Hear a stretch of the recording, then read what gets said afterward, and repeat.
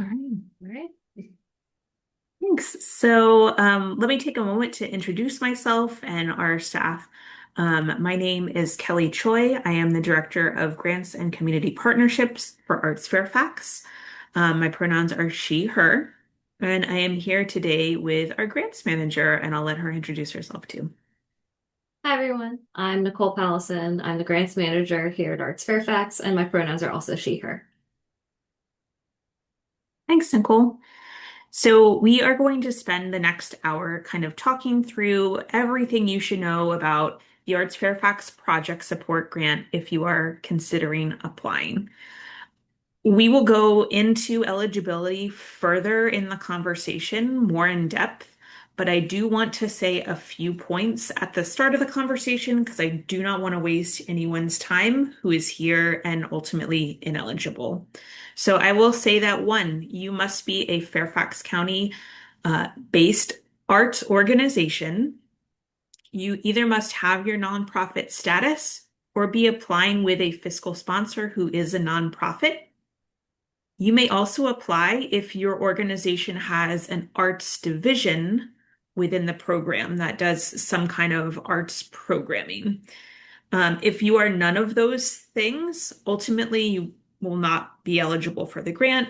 If you don't know where your organization stands or you're not sure, Nicole and I are always happy to answer those questions and have a conversation about that. And we would encourage you to reach out to us before you do the application and then find out you may be ineligible. So again, we'll get into that further, but this grant is really intended to facilitate programs in Fairfax County, City of Fairfax, and City of Falls Church, programs for arts organizations that are nonprofits or divisions, arts divisions of a nonprofit, and then programs that are taking place here in Fairfax, City of Fairfax, and City of Falls Church. All right. So again, thanks for joining us today. We are going to go kind of like big picture and then narrow down into things that are specific to this program. So we'll give you all a brief overview of Arts Fairfax itself. We'll explain our full grant cycle. We'll talk about the eligibility and how the grant application and evaluation process works. And then we'll share some tips with you as to what you should think of if you're considering applying and ultimately if you do apply. This video, I think, as I mentioned, and as you saw the pop-up on the screen, is going to be recorded and it will be available on our website. So certainly if you're more comfortable remaining off screen, you are welcome to do that. All right, so starting big, just a quick overview of our organization. We are running strong at the moment with 10 people, although we have a couple of small changes ahead. Nicole and I will be here. But our Arts Fairfax team, you might connect with Stuart, our president and CEO, who is constantly out in the field and visiting events. Allison and Stella run our social media and our communications and advocacy events. Young is the one who gets you paid when you ultimately do get a grant. And Jill and Debbie, you might interact with if you are working on the Arts Awards. So just so you have some reference about who is on our staff, we all work very closely together, and you might interact with other people if you receive an Arts Fairfax grant. All right, thanks, Nicole. Um, so thinking about like what it is Arts Fairfax does, our mission is really we're first designated as the local arts agency of Fairfax County. Our mission is dedicated to amplifying, investing and amplifying the arts for all within the county. Our grant funds come exclusively at this point from Fairfax County. And so we anticipate in FY27 to be granting just over $800,000 to arts organizations that are based in Fairfax County, City of Fairfax, and City of Falls Church. I think There's a we can little bit go of a to the lag. next. Oh yeah, There it that is. our Yeah. thanks, Nicole. Um, In addition to the grant program that we're going to talk about today, we offer a lot of resources for artists and arts organizations to connect with each other and other potential partners or community organizations within the county. And there are a lot of resources on our website. So if you haven't had time to check that out, I highly recommend that you do. Even if you're not eligible for one of our grants, you may be eligible to use information on our site or share information about your own organization on our site. So we help promote artist calls. There's an artist directory that organizations or artists could list their program or service on. Same as in the events calendar, you can share upcoming events that are taking place locally, and then you can post jobs that are relevant to the arts as well. All right, so just going back to kind of what we said at the beginning and digging down a little further into what's coming for the next program. Specifically for our project support grants, which is what we're here for today, in order to be eligible, you need to be first a nonprofit. You either have to have your 501c3 status, or if you are an organization that does not yet have 501c3 status, you may apply with a fiscal sponsor. And that's another organization with a 501c3 status who basically is going to help facilitate the funds for you. If you have questions about that, Nicole and I can answer them after today's call. The second criteria, and this is an and criteria, so you need all three of these in order to be eligible. You need to have a core mission in the arts as an organization, or, and this is specifically for project support, you can be a larger nonprofit that has an arts division of some kind. So if your organization is potentially focused in, I'm trying to think of a good example, in like providing education opportunities for all subject areas, maybe you have a division that is arts focused, and that would allow you to apply for this grant as well. And then, as I mentioned, you must be based in the city of Fairfax, Fairfax County, or the city of Falls Church in order to be eligible. Our application does sort of walk you through the criteria that we review to understand if you're based in this area, and that includes that 51% of your public-facing activities must take place in these jurisdictions.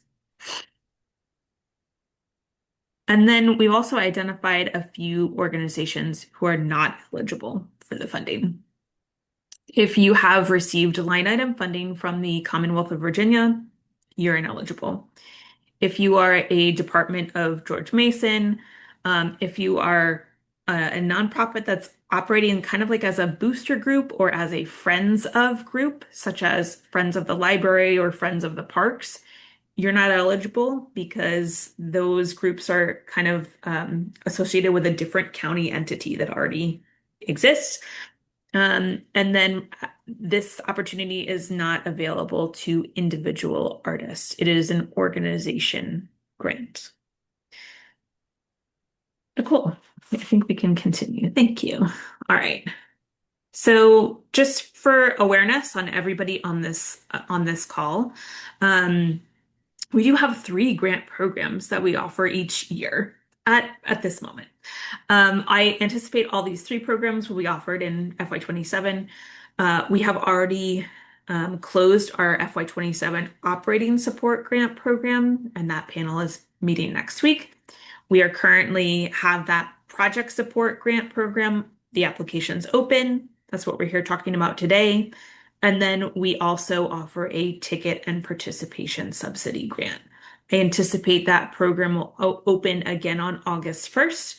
And just a heads up for anyone here, I do anticipate there will be some pretty significant changes in that program when that time comes. So keep an eye on your email for that information. You are eligible to apply for all 3 of these grants if your organization meets the specific criteria for that grant. But you should know that they do function very differently. And as you consider what you should put your time and energy into, I want to share with you how we fund the grants because that may affect whether you choose to apply. So our operating support grant, which is already closed and not the one we're talking about today, we fund that, and generally actually what happened in FY26, I will say, was 100% of the people who were eligible received some kind of funding. Project support does not work the same way. Project support is a competitive grant. So in FY26, only 43% of the applicants received any funding at all. They still had a reduction in the funding that was requested. And the reason that happens is because organizations can request between $1,000 and $25,000 in this grant program. But we have a set pool of funds that we can distribute. And we know for FY27, we'll be distributing $170,000 on the project support grant. And so as we talk later about the criteria and how that's reviewed, we do come to a funding scenario that fits that pool of funds and allows organizations to get a percentage of what they have asked for their projects. So there is a chance you can walk away after this submission with nothing. And it is competitive. So just things to keep in mind as you're considering whether to apply for next year. All right, one more slide and then we're going to do a couple of stop for some questions and just kind of check in with everybody. There are a few changes to the project support grant if you applied last year. So if you have been familiar with this program in the past, I want to highlight these pieces for you. And if you're brand new, it probably doesn't matter as much. First change, we did tweak one of the questions in the organization profile. If you have applied for our most recent FY27 operating support grant, you've already seen that change. It didn't change between those two, it changed between 26 and 27. And that question was about addressing the goals in your strategic plan. And we really just reworded the question to make it more clear as to what we wanted to see there. So I do want to just draw your attention to that note. In the organization profile, you should see that you need to update text there. The audit requirement has also changed. So in the last few years, we have made an effort to make our audit requirements align with the same requirements that BCA has for their organizations. And to that end, you need now 2 consecutive years of income over $1 million in order for an audit to be required. Our hope is that when you reach the point that your audit is required, you're probably applying to both of us. So there's not a single organization who is forcing you to pay for kind of an expensive audit. And if you have questions about where you fall, I know we had a couple people who maybe like sort of had to do it in the previous submission, and now maybe they don't fall within that that rule. If you have questions about where you fall for the audit, again, please reach out to Nicole and I. And then the last and maybe most significant change for project support, and only for project support, is we are going to request a short interim grant report for those who receive funds from project support next year. And that is really because we have started to offer a 2-year grant cycle for project support. But in doing so, we also need a clear picture of what has to happen on our own internal finances. So this is about kind of confirming organization plans and timing of when those grants are finished.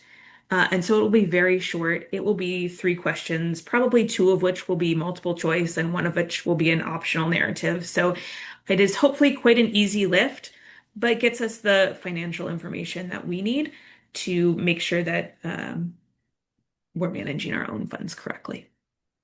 So those are the big parts of project support of ArtsFairfax.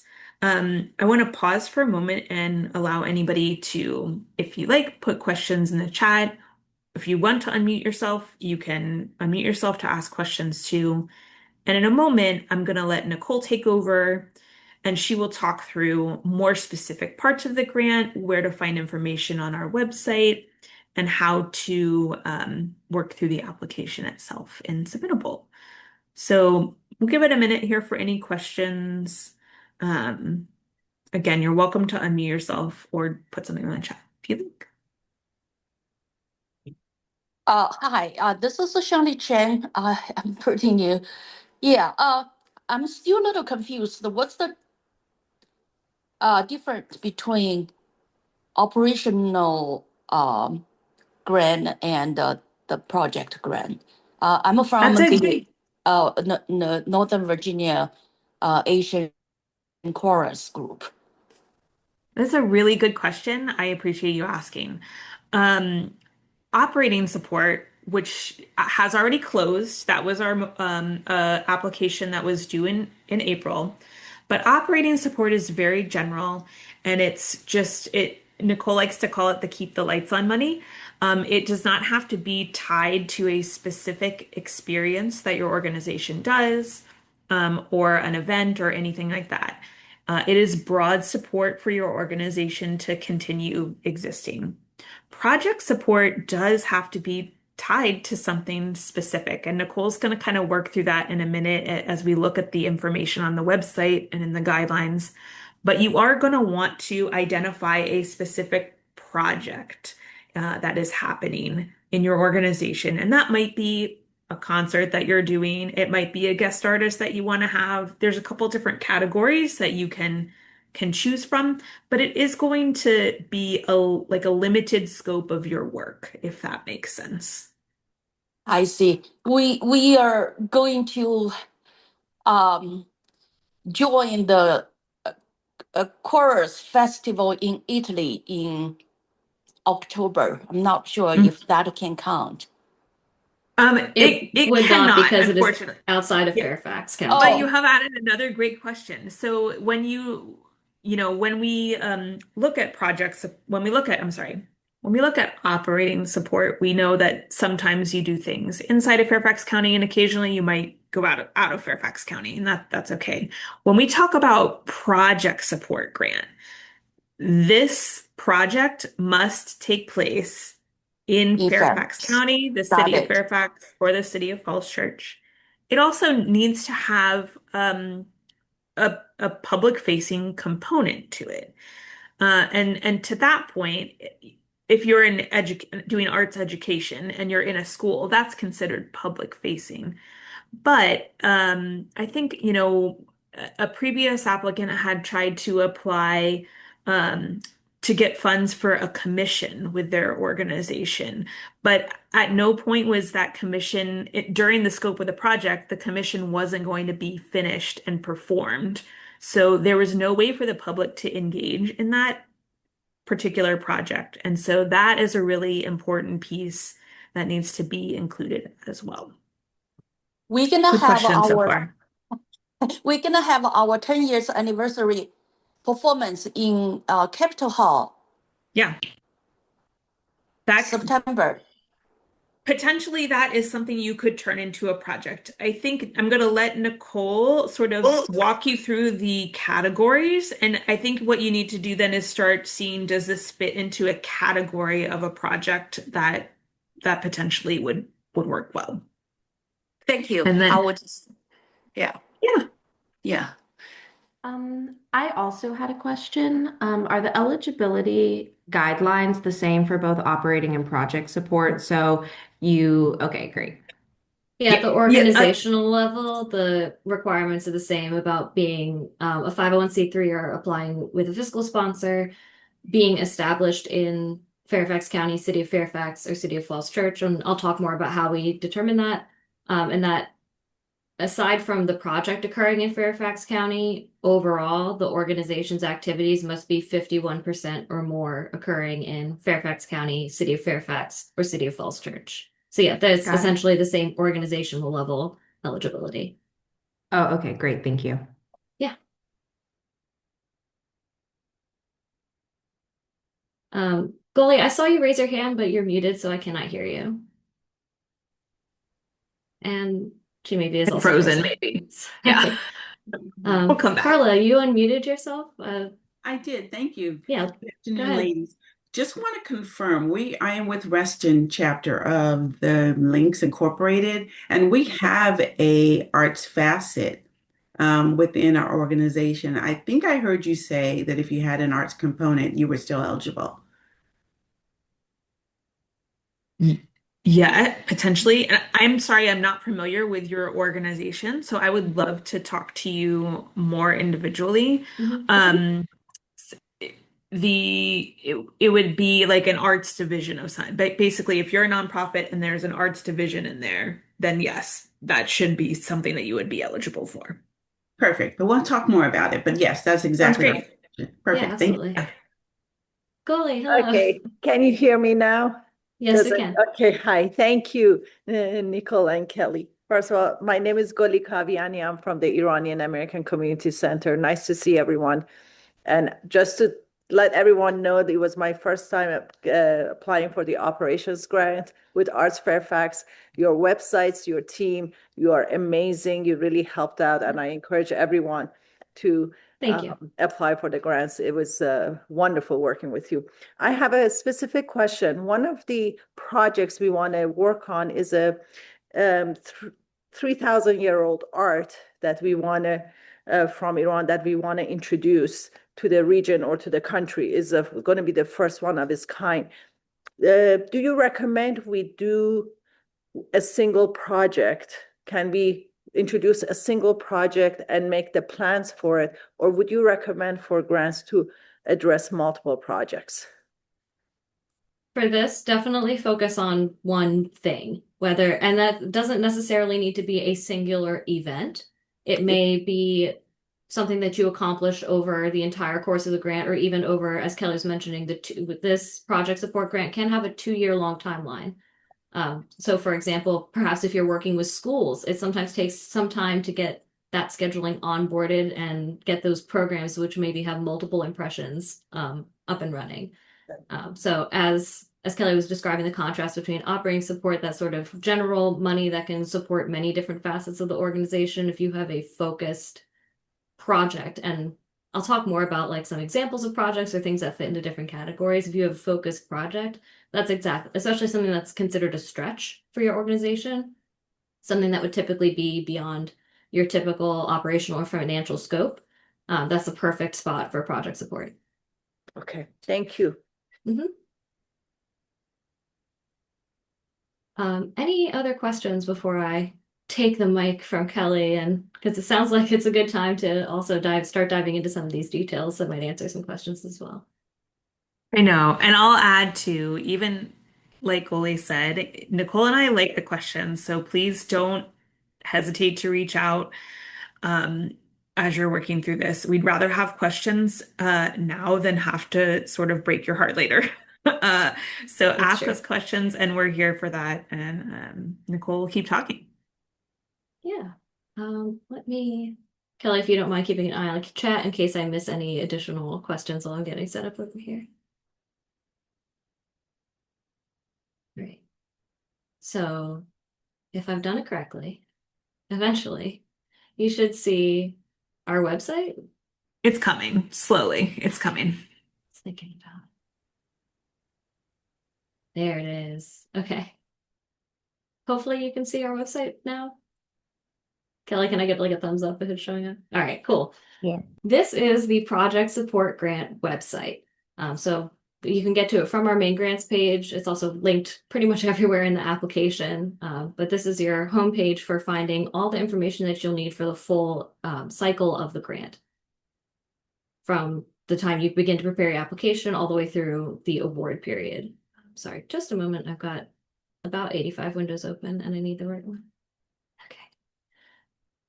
If you scroll down on this page past the grant program objectives and the nice things people say about the grant, you're going to find the project support grant information and resources section.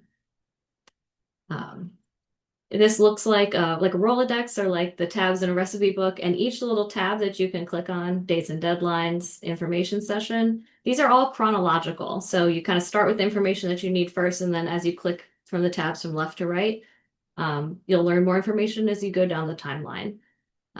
This is a bit of a high level timeline that you see on the right-hand side, FY27 project support grant timeline.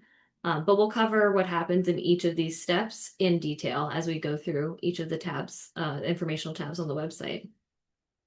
One thing to note, if you're considering applying, is that the application deadline is July 15th at 7 p.m.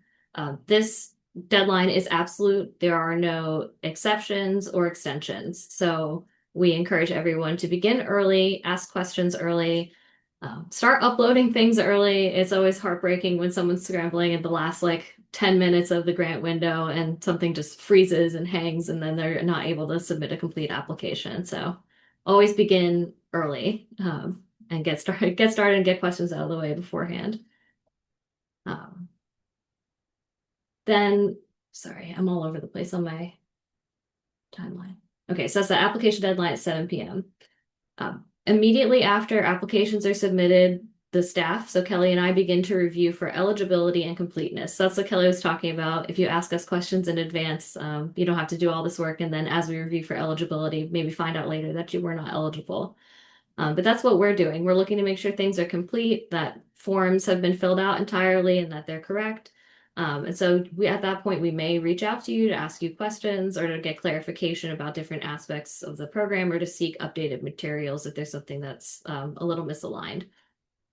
Once the eligible applications have been reviewed, we put them together and present them to a panel. The panels are made up of local individuals. They know Fairfax County. They often have experience in nonprofit grants and arts management, or expertise in presenting different performing, visual, or other arts education expertise and backgrounds.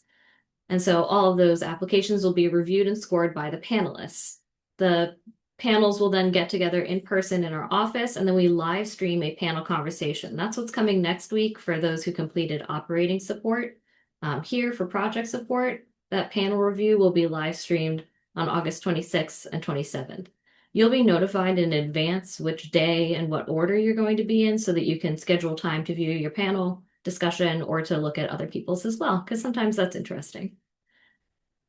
Once the panels are done discussing the applications and scoring them, then we will put together a funding scenario. So that's what Kelly was discussing between the scores and the available funds.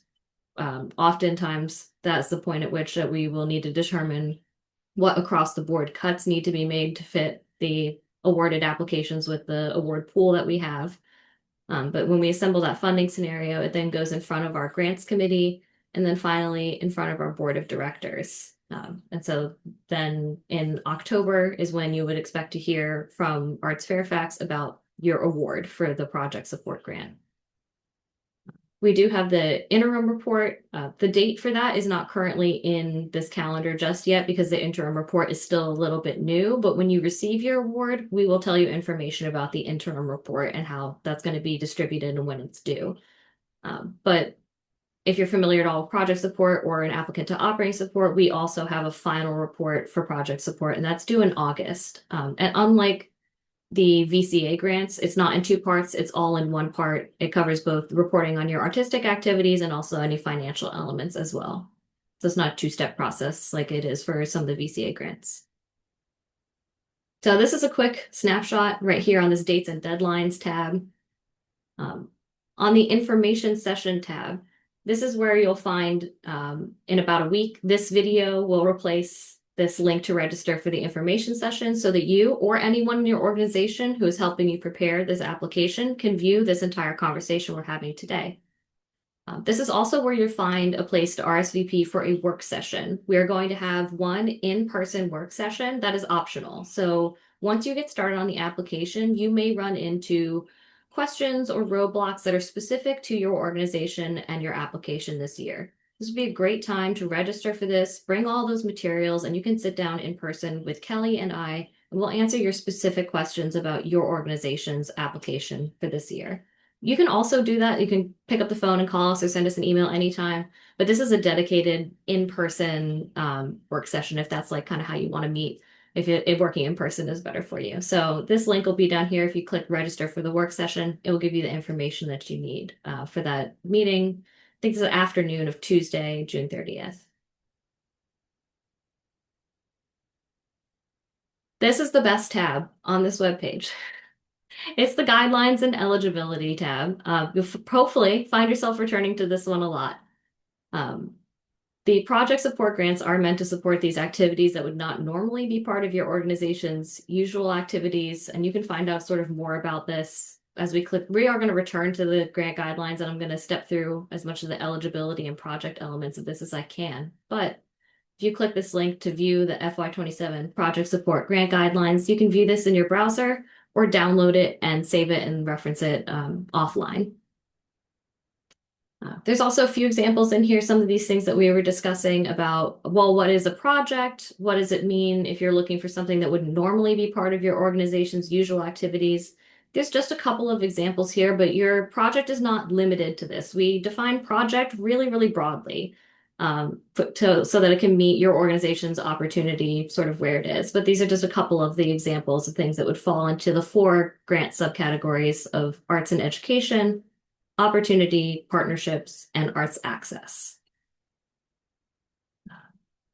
I'm moving through these a little bit quickly because I am going to come back to this guidelines and eligibility tab, and we're going to take a deeper dive into this document soon.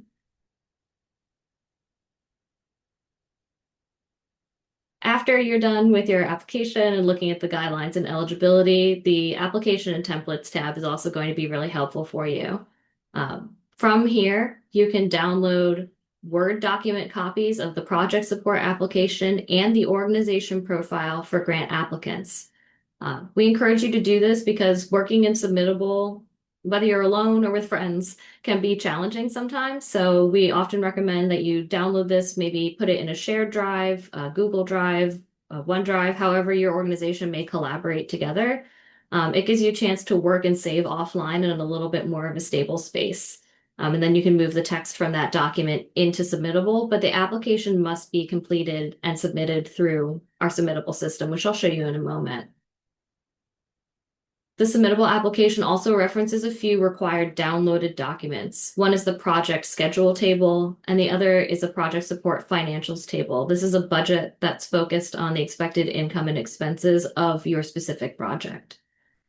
We're also going to ask you to gather a bunch of other documents to give both ourselves and the panelists a fuller picture of your organization's operations. So there's a whole list here of additional required documents, such as an IRS letter of determination to confirm that you're a 501c3 organization, work samples and supplementary materials that demonstrate your organization's artistic merit, and also other sort of like financial and, I guess, procedural type questions about your organization's operations. So if you have any questions about those, especially the VA Form 102 and 100, they changed that system on us and it's like a little bit tricky now. So if you have any questions about how to demonstrate these different documents, please reach out to Kelly and I at any time while you're completing the application.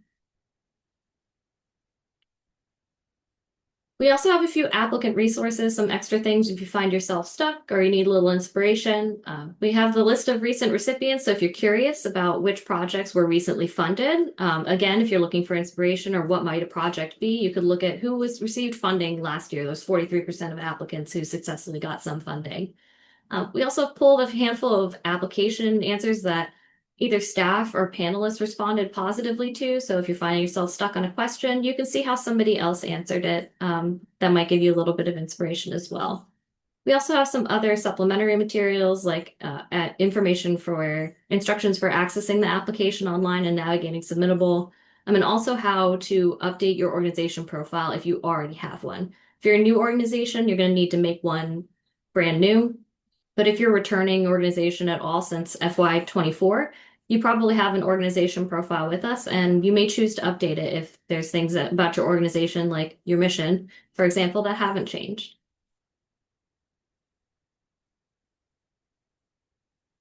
This is an overview of this award process that we've sort of been stepping through. So beginning with the application deadline, I was telling you about that staff review for eligibility. The panel review, each panelist sits and they read your whole application. So you don't need to repeat yourself from different answers. There's not one person who's, say, reading all the financials.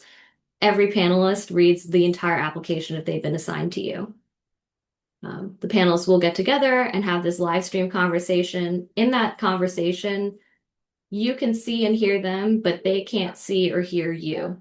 You also can't directly communicate with them. So if they have any questions, it's not like you can like chime in and answer, be like, oh, let me clarify that or add to it. The one exception would be if a panelist misstates something that's in your application. Like, for example, a panelist says, I can't believe they're only doing 2 rehearsals before that performance. And you could point to, actually, you can see in my schedule, we're doing 12, not 2 rehearsals. You might point out the specific line where that information exists. You can send that information to Kelly and I, and we'll be able to guide the panel to find that correct information. And then, this sort of, once the panel discussion is done and the scores are weighed and the funding scenario is created, it goes through our grants committee, who are members of our board.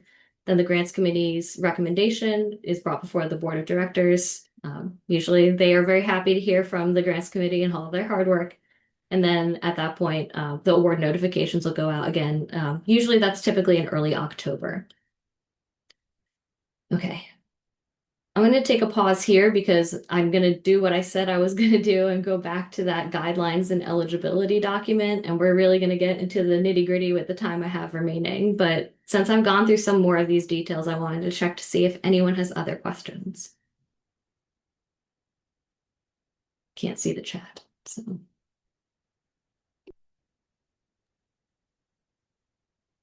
Kelly's been answering a few questions, so thank you. Yeah, I answered a few, and I see one from Debbie. It says, are the scoring parameters spelled out in the document? Yes, there's a specific section that Nicole will get to in a minute that is the That's in our evaluation guidelines, criteria. yeah.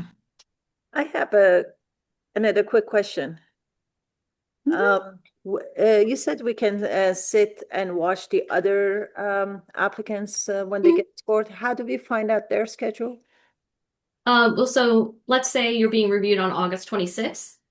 You will receive an email that says, on August 26th, here are the 12 applications being reviewed. You might be number 4.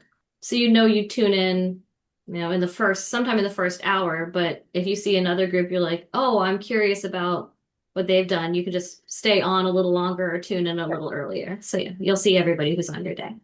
Okay, thank you. Yeah. All right, are you ready to get into the details? Let's go. All right. It's doing the thing. This happened to me yesterday. Oh, we are having, if this happens to anybody else, please let us know. We're having a slight glitch on the website. And maybe, Nicole, maybe workaround worked. I'll flag that again. But when we follow up this info session and we'll send the link out, we can just put an attachment of this document too, in case it is being temperamental online, unfortunately. Sure. So we'll try to get that worked out. Is this okay, Zoom, to see? All right. So these are your project support grant guidelines. Know and love this document for a successful application experience. It includes here our table of contents as well. I am going to jump down a little bit to here we go. So this is our organizational eligibility criteria. It's dense. So I'm not necessarily going to read the whole thing to you, but this is reiterating the things that Kelly said earlier, that your organization must have a core mission in the creation, exhibition, presentation, production, performance of, or education in an arts discipline. You also need to be a nonprofit or apply with a fiscal sponsor. And for project grants alone, if you are an arts division of a larger 501c3, you may also be eligible to apply. These are some other important criteria to know, and these are all ands. It's not optional and like I can do 1 and 3, but I can't do 2. You need to meet all these criteria. Your organization, and this is overall, not the project activity, your organization has to have a minimum of 4 months or 120 days of the year active public-facing activities that are going on. And you also need to present 51% of those public-facing activities in Fairfax County, the City of Fairfax, or the City of Falls Church. You also, and this is how we determine this, your organization being based in Fairfax County, City of Fairfax, or the City of Falls Church. This can be demonstrated with your address of record that's collected through the VA 100 or VA 102, as well as, and here's your only or, one of the following 3 criteria. And many organizations will meet multiple of these sub-criteria of criteria 4, which is that you meet, rehearse, exhibit, or operate in Fairfax County, City of Fairfax, or the City of Falls Church. 51% or more of your board members work or live here, and 51% of your attendees at your public-facing events live here. And that can be demonstrated through ticket sales, subscription data, box office surveys, audience surveys, different things like that. Some additional eligibility requirements: be in compliance with local, state, and federal laws. If you don't have your own 501c3 status, you may apply with a fiscal sponsor. If you have questions about that, that would be a good time to email me and Kelly. We can sit and talk you through a little bit more of what a fiscal sponsor does and what it might look like. Your organization must also have independently prepared financial statements. It doesn't necessarily mean prepared outside of your organization, like an opinioned audit.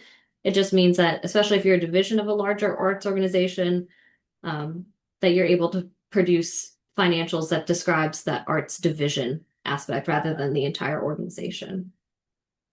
We also have the audit requirement Kelly was discussing. If your organization is over $1 million for 2 consecutive fiscal years in your income, then you may be required to file an opinioned audit as part of your application. If you've previously received a grant, we also ask that you're in compliance with the previous terms and conditions of your grant, such as filing all of your final reports and maintaining your directory profile and listing your events. Kelly discussed some examples of organizations that are not eligible, and it is pretty much limited to you receive line item funding from the Commonwealth of Virginia, your Department of George Mason University, or you're a nonprofit that exists to support other county agencies, because they're receiving other kinds of county funding, such as parks, libraries, FCPS. I get that question a lot. It's like FCPS gets FCPS funding. ArtsFairfax funding is for arts organizations. So no double dipping. I don't think I but if you said this at the start, but PTAs or other booster groups also not eligible. I think it was on the slide, but I just want to say that out loud for the group. Yes, correct. So yeah, a PTA or a band or theater booster group, because they support school activities and school organizations, are not eligible for these funds. If you have questions, though, please reach out to us, especially early in this process. If you find yourself struggling to answer questions in the submittable quiz about your eligibility, reach out to us. We're really good at helping to disentangle some of these arcane aspects or which parts of your organization play into your eligibility. So we're very happy to step through that with you and either tell you go on and keep applying or save you time.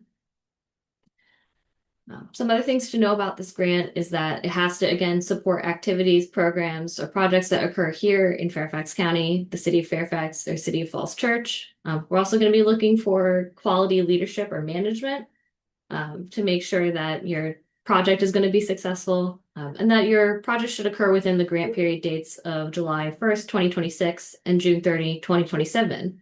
You may notice that grant period falls, or the notification of your award falls inside of that grant period.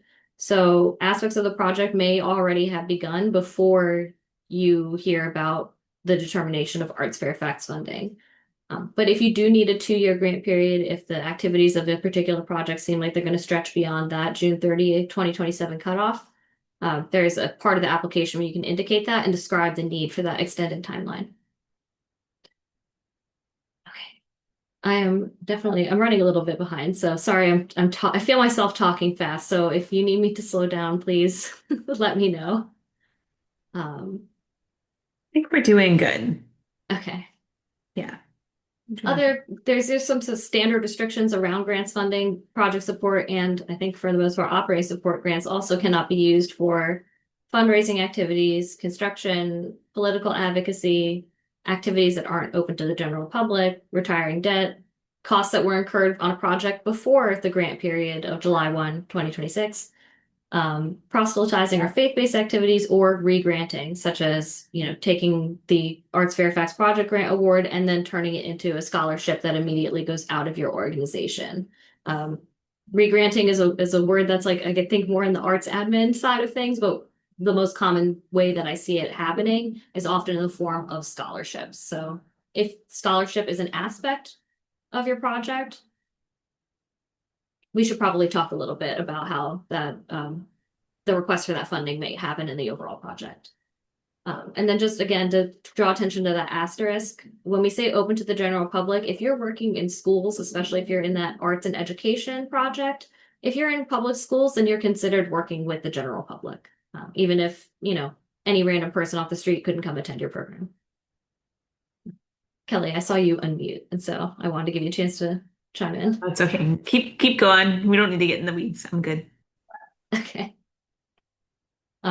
There are 4 funding categories in project support, and I want to clarify that the funding support, like the pool of funding, isn't chopped up. So it's not that there's a limit to the number of arts and education projects, or there's only $20,000 for opportunity grants. This selection of a type of project is more about an opportunity for you to describe how this project fits into your organization and also what its ultimate goals are. For arts and education, you are working primarily with schools or after-school programs, but it may also be adults or other learners.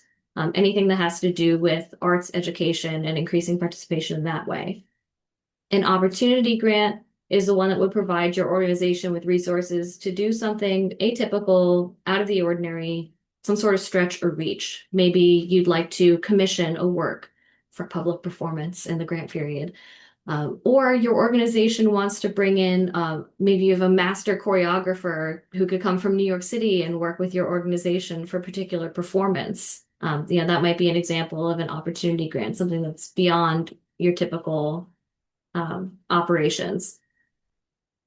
There's also a partnership with individual artists grant. This doesn't require that your organization partners with individual artists, artist teams, or other like non-501c3 groups that are based in Fairfax County, but your organization, the applicant organization, must be based in Fairfax County. These can be, and again, a project can really be anything. I'm a musician myself, so my mind always goes towards performance as the ultimate public expression of an artistic project, but I want to keep in mind too, it also can include education, exhibition, a lot of different other things, workshops, things that people getting their hands on the artistic experience as well. And then finally, we have the arts access category. This is a category that helps you develop programs specifically made to reach anybody who may be underserved, whether that's in the arts or just underserved in general. You can use this arts access to, again, there's examples in here about reducing travel costs, reducing the cost of participation, supplementing maybe materials to facilitate participation in different programs and things like that. So especially where limited arts access has been documented, we discussed this a little bit more in operating support, but there are districts within our county that are underserved. Many groups may also look at partnering with, for example, Title I schools in Fairfax County, partnering with other non-arts nonprofits that are designed to reach people who may be underserved in many aspects of their life, including access to high quality arts experience. So those are some of the ways that a project can fit inside of the arts access category. And Nicole, I want to add, because I think this is the question that we get asked the most about this grant, is how do I know what category I'm in? Or my project fits into 2 categories, like which one should I Which is pick? best, yeah. And what I tell everyone is that there is a question in the application and then a matching criteria, and they are different for each category. So if you select arts and education, the question is worded differently and the evaluation criteria is worded differently. And it really, really makes a difference if you can go look at both those things, especially the evaluation criteria, and figure out where your best answer falls, because if you sometimes people default to opportunity because I think it is the broadest category. But if you can make a better answer that fits the arts education criteria better, go with that one. Look at both the criteria and the question that come up with those categories. Yeah, that's a good strategy. You can preview all of the questions by downloading that Word document of the questions from the resources tab on our website. So you can see if you're looking at it like, oh, that's the words start pouring out. It's a really easy question to answer versus, I don't know how I could make my project fit into this criteria. That path of least resistance could really guide you towards your appropriate project category. I'm going to jump ahead down here to the evaluation criteria. So this is that question of are the parameters that the panelists are using to score spelled out? Here they are. They're also presented in the application as you move through it to remind you which questions are connected to which criteria. Actually, that is a little different than our operating support. So I think you'll see them at the very top Oh, the of very the top of a application. section. And then we're really trying to get you to come back to this page because they're not as one-to-one linked in project support like they are in operating. Yeah, thank you, Kelly. Yeah. One thing to note too is that operating support has 5 core criteria that I think have 5 or 6 points or 6 points each. Project support has also 5 core criteria and then 3 priority elements. Those priority elements are each scored at 1 point each. Panelists are basically putting a score on a scale. Like 6 is excellent. I've never seen such excellent demonstration of feasibility of project. And 1 is I don't feel very confident about the feasibility of this project at all based on what I see in the application. So that's the arc of the scoring criteria that panelists are using. Panels also are looking at this core criteria, so you may see suggestions of different questions or things like that. I always tell people if you're stuck or you find yourself repeating yourself as you respond to a question, go back to these core criteria and those sub-criteria questions. How would you respond to that? And make sure you're putting those answers somewhere into your application. So we have quality of programs, feasibility of project, level of community engagement, again, that all-important public-facing element. But I did want to jump down here to criteria 4. This is your category-specific criteria. This is what Kelly was talking about. If you choose to put your project in arts and education, this would be a place where you would start talking about, here's how my project connects to state standards of learning in my artistic discipline. Here's how I know that my lesson plan and my goals and outcomes for this project are appropriate for this grade level. Whereas if you are applying within Arts Access, you're going to be answering questions about, well, how do you know this community is underserved or under-resourced? What stakeholders within that community are you working with to make sure that you're doing this work with your Arts Access population and not to your Arts Access population? How do you know that this is something that's filling a niche or a need? So this is where Kelly's talking about once you select in the application what category your application should be, that's when you'll see this question pop up later in the application. So if you decide to go back and change your category, it is going to erase the work that you did before and give you a brand new question in this category specific criteria number 4. Panels are also looking at budget feasibility. In this application, we ask for your project budget. So it's going to be a project-specific budget to see money coming in and money coming out, and what proportion of that is expected to be funded by ArtsFairfax. We also do ask for your organization's 990 and a treasurer's report or an audit, which gives like kind of an overview of your whole organization's finances. But if you're familiar with operating support, you don't need to do the table that basically duplicates some of the information that are in that 990 and your treasurer's report. And while you don't need matching funds, that's not a requirement of the project support grant. Panelists do respond positively to diverse income streams, both earned and unearned revenue to support the project. It makes the project seem stable and able to be executed at any different level or combination of funding. And then these are these 3 priority elements, each being scored at 1 point. And so those priority elements are aspects of diversity, of creative placemaking, and of innovation. And your organization or your application for project support will respond to each of these priority elements and how this project is going to respond to each of these criteria and sub-criteria. An important thing to know is that these evaluation criteria and the contents of your application are the only materials that panelists have in order to review the application. They're not going to be weighing things outside this criteria, such as how old your organization is.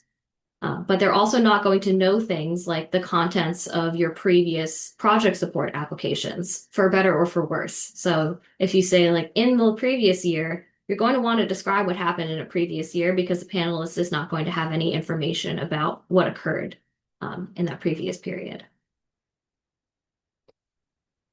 And then, okay. Should you receive a project support grant, we'll ask you to abide to these different terms and conditions that include the grant period, maintaining your organizational eligibility. This also describes that grant amount. Your project support grant can range from $1,000 to $25,000, depending on the size and scope of your project. Your organization may also file an addendum before the panel review period begins in case there are any substantial changes to programming. Maybe you have staff turnover. Maybe you got another award that can support this project as well. We also ask grantees to acknowledge their ArtsFairfax funding. We'll talk more about that when you actually do get your award. We'll send you a packet of information and instructions about funding acknowledgement. And then we do have this payment and reporting procedures. An important thing to know, in addition to the award happening in October, so inside of the July to June grant period, your initial payment for the project is going to be 70% of your award amount. The final 30% is released upon completion of your organization's final report, which would be, if you're on a 1-year project support grant, would be in August of 2027. Okay, I do want to touch on the appeals process. There are other things in here, and please read deeply and closely this document that Kelly and I have worked very hard on. But important thing to know is the appeals process. If in the course of the panel review, you believe that a panelist has evaluated your organization on criteria that are not part of the application, whether that is a bias or they were like, no, this organization's too new to pull off something like this. Like, that's not a criteria. You're not allowed to let that weigh in on your score. I mean, if you feel that that has happened in the course of the scoring and evaluation of your grant, you are permitted to make an appeal. Otherwise, the funding decisions of ArtsFairfax are final. Okay, and I think is that the end of the criteria? Yeah, there's more instructions for submitting your application in the grants criteria, but please, please, please read this guidelines document very closely. If you have questions, please ask us. I'm just at 1 o'clock now, but I do want to take an opportunity to step through Submittable a little bit. I know, again, it is a lunch hour and just an hour, but this whole recording will be posted up to our website in about a week. So if anybody needs to leave, that is totally okay. Kelly, I know you have to leave at 1 o'clock. Did you have anything else you wanted to add before I dive into Submittable for a little bit?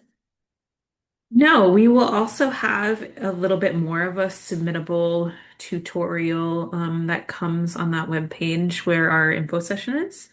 So if you need more specific instructions, we kind of talk through how our own system works there, and we'll have that up as well. And then Nicole and I can always be reached at grants, grants at artsfairfax.org. And then Nicole will share our contact info at the end of today's session too. Sure. All right. Thank you, Kelly. This is so when you, sorry, I'm going to jump around just a little bit. We're back on our web page. We just finished looking at guidelines and eligibility. We feel ready to apply. So you go over to applications and templates, and you see this green button that says now accepting applications. And that's going to look like that all the way up until the grant deadline. When you click on that, it's going to take you to our artsfairfax.submittable.com page. So we have left the ArtsFairfax webpage. We're now in a new spot. This is the ArtsFairfax homepage on Submittable, which is our grant application and management software. Or I guess it's not software because it's hosted online, but anyway. Please ignore some of these projects. I can see more stuff than you can see, but we're looking at the project support grant application. When you click submit, it will take you to the application. You've got a little bit of a blurb about your applications being due, links to the grant guidelines, to our email and contact information as well. This application also references the organization profile, which can be found at ArtsFairfax Submittable, so it'll loop you back to the homepage because you do need to complete essentially two applications as part of project support. You need to complete and file the organization profile for grant applicants. Once that's done, you download that document, and that becomes one of the first things you upload in your submittable application. So if you're applying in Submittable, you would click continue. It might ask me to log in. No, I'm already logged in. Hooray. I'm going to click skip and continue to application. Your organization may have a unique identifier, but you don't need to have that entered or linked in. It's kind of a back-end organizational thing, and we'll be able to find you. So if you click skip and continue to application, the first thing you see is, rather than the text of the application, this is actually your eligibility criteria check. So first question I'll ask you is about your physical record of address. Where are you physically located, not a PO box or other mailing address? And as you step through each of these parts of the application, it will confirm your eligibility. I'm going to leave the rest of this to the submittable tutorial that Kelly was describing because you also have access to the questions in our resources tab on Submittable as well. And we're going to post that submittable tutorial Kelly was discussing earlier. I'm going to take a moment to pause here because I'm going to leave our looking at the website thing and get into some tips, whether that's responses from panelists about things that they've read in applications that they like, and also just some tips from the ArtsFairfax grant staff, problems that we've seen other people run into before. So other pitfalls that we can help your organization avoid as you begin to apply. So, stop sharing. I have the whole screen. Yeah, please, if you have any questions, type them in the chat, unmute, raise your hand.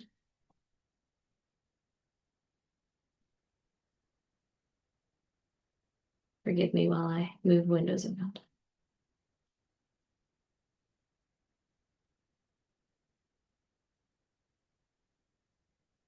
Okay, I don't see any questions, so I'm just going to keep moving on in respect to everyone's time here today.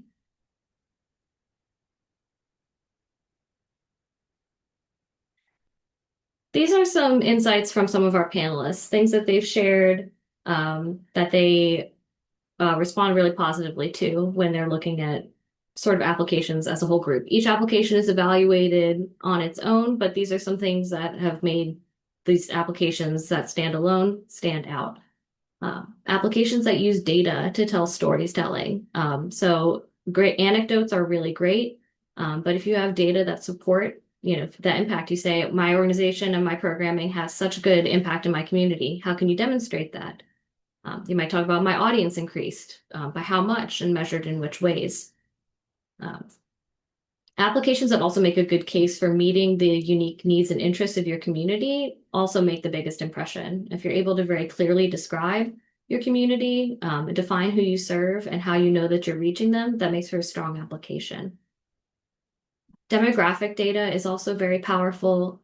You have access to the general Fairfax County census demographic data, but if you have demographic data that demonstrates that you know your audience, even sample or representative surveys of your participants show that you understand who you're working with and who you're working for.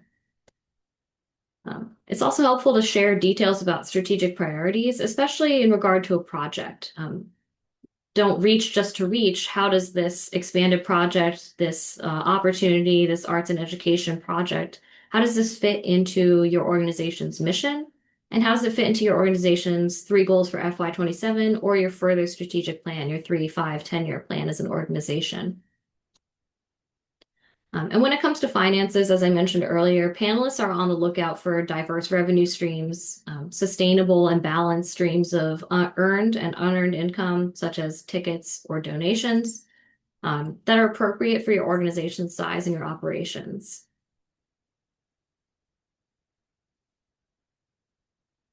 Some other aspects of the panel's insight They're also looking at quality programming, organizational effectiveness, outreach. There's a lot of ways to demonstrate that you are aware of your community and how you're working with them. Panelists are sensitive to programming and relationships with service communities. The thing that I've seen a lot lately is people having conversations around whether programs are working with populations or if they're doing things to populations, and the communication doesn't seem to be going both ways between an audience being served and an organization presenting programming. It's also important to demonstrate why is your organization special? What unique niche do you fill? What unique service do you hope to provide through this project as well? If you can do something that is unique, it doesn't never need to be never done before, but it may be unique to our community, to our area. It's also important to consider aspects of diversity, excuse me, as a holistic. Diversity is one of the special criteria, but an organization may be on a journey in diversity that crosses many different aspects. Some of the parts may be internal, some of that may be public facing. So when it comes to describing your organization's relationship with diversity, think holistically about your operations, your history, your mission, as well as programming. Now, some tips from the grant staff. This is a little bit more nuts and bolts stuff. Like I said at the start of this presentation, start your application early if you can. Get into those questions, start messing around in Submittable, start a draft and see what it's going to look like. Don't save it all for the last day before the application is due, or you may find yourself with a stumbling block you didn't anticipate. Also, save your application often, whether you're working in a Word document, but especially when you're working in Submittable. If you're going to step away, to take a quick lunch break or a walk, save and log out, because if you're not actively working in the application, Submittable, it says it saves automatically, but it has kind of a weird memory and won't always do it as frequently as you think it should. If you're collaborating with multiple people in Submittable, which is something Submittable allows you to do, you can add people to the application. Say you want to add your treasurer because you need them to upload the 990 or the treasurer's report. You can do that. You don't need to have them email it to you and then you upload it. But if you're working with multiple people, try not to work in Submittable at the same time, because you may overwrite your work. If I'm typing in the box for question 2 and the box for question 3 is blank, when I hit save, my friend who was working in question 3 just had all their work overwritten because my save took priority. So that's why we recommend, if you're going to be collaborating, take that text outside of Submittable using that Word document download, and however your organization likes to work, do it that way, and then move the stuff into Submittable. Another important thing to know, ArtsFairfax staff doesn't participate in panel discussions. What Kelly and I do is confirm your eligibility and then take scores plus available funds to create a funding scenario. When it comes to evaluation of the contents of the application, that falls entirely on the panelists. If you have a conversation with me and I answer a question about something that should go in the application, it needs to go in the application. I can't pipe up and say, well, actually, they said it was XYZ. It's anything that's in the application is all that's being evaluated.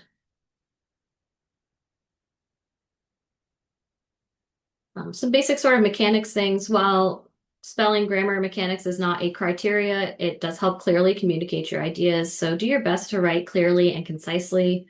Keep your answers as brief as you can. There are no strict word counts aside from your organization's mission in the organization profile. Every other response has a suggested word count. Be as brief or as long as you need, but be aware that you don't need to repeat yourself because panelists see the whole application. And they also have a lot to read. So if they start getting repetitious, panelists feel sensitive to that sort of thing.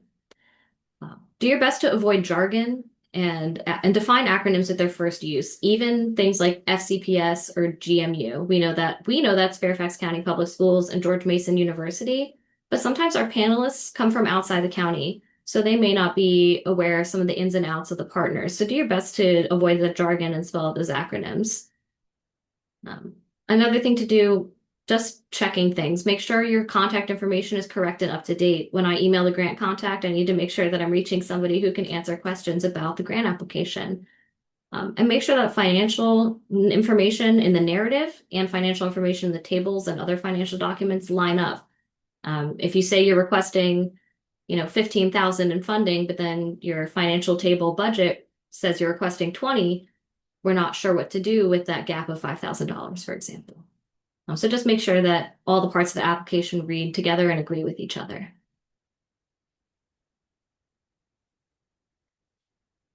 Just a little bit more about, because you're really writing for the panel, not for Kelly and I. So panelists might know nothing about your organization. Do your best to tell your story so that they know who you are, what your role is in the community, and what your values are. They may also not be expert in your discipline. We may have someone who's a nonprofit grants manager whose background is in visual arts, so they may not know what business as usual for a dance company looks like. So you may need to define or explain things a little bit more than you would for someone who works in your field. Again, tell your story using quantitative and qualitative data. Anecdotes and stories are a great way to describe the individual impact of something, and especially at an emotional level. But sometimes cold hard numbers can also tell a really impactful story. And use those evaluation criteria to guide your answers, especially if you find yourself repeating different sections of an application. Go back to those criteria and see if there's something that might shake something loose. I can provide a little bit more detail or clarity, or I thought I was answering this, but I should actually be talking about that. So definitely return to those sub-criteria if you're feeling a little stuck. Okay. All right. These are my final notes. I will finally answer the last few questions that we might have and then let you go. But that 7 p.m. application deadline, just a reminder that it is absolute. There are no exceptions or extensions. We have an in-person working session in June. If you think that would be interesting, bring your questions, bring your drafts, and we can answer your specific questions. If you need translations or other accommodations for your applications, we are able to provide them, but please reach out to us at least 2 weeks in advance of the deadline so that we can produce those materials for you. And like Kelly was saying, contact us anytime with questions. We're grants@artsfairfax.org. You can also reach out to either of us individually. You can find our information on our website as well. And then, if you're not already, I encourage everyone to subscribe to our newsletters, both for arts opportunities as organizations, but also to see what else is going on in your community. If you're looking for plans, something fun to do, we do a roundup of different events that people can attend in our community. You can sign up using this QR code, but we also have a link to sign up for the newsletter on our website. And that's all I have for you today. So thank you all very much for taking your time over this lunch hour, plus 15 minutes. But if anybody has any additional questions, I have time right now to answer them. You can also send me an email and we can schedule a time one-on-one to talk about maybe if you've got specific questions to go through the eligibility criteria, or you're curious about the different projects or aspects. Thank you to everyone who's attending today. But please, if you want to reach out and schedule some time with us, Kelly and I are here for this. People always say, I feel like I'm bothering you when I call you. Like I'm literally sitting at my desk waiting for you to call me, waiting for you to email me. So please ask me questions about this grant. But thank you everyone who's here today. Any questions? Well, thank you, Nicole. Definitely you. we'll have question later. We'll Sounds email you. good. Yeah. Yes, absolutely. Let's get some time on the calendar. Yeah. Thank you. Thank you. Thank you so much for everything. Have a good day, everyone. Thank you. Thank you. Thank you so much, everyone. Thank you. Great. Hope everybody has a great day. You too.